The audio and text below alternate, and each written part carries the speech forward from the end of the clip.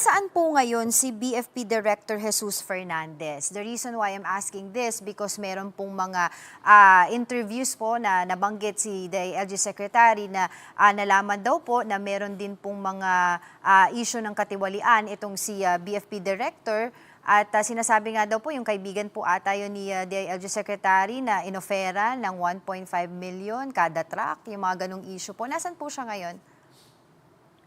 With the authority po ng ating kalihim Secretary John Vic Dimulya ay nasa official travel po ang aming fire chief po. Nasa ano po? Sorry, hindi po natin narinig yon.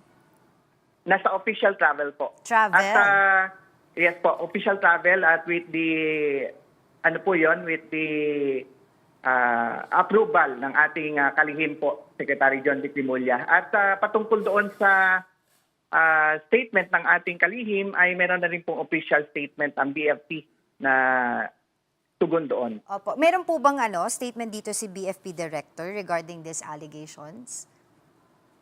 Yun po, yung official statement po ng BFP namin ay yun po ang tugon po ng management po. We headed by our fire chief, fire director Jesus Fernandez. So far po, meron na po bang nakasampang kaso against him? Yes, ma'am. We welcome any case build up or any charges to be filed po. No, sabi ko nga, we are still awaiting and we are committed to due process po.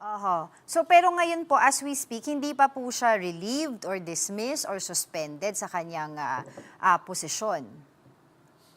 As of to date po, wala naman po. He is just on official travel.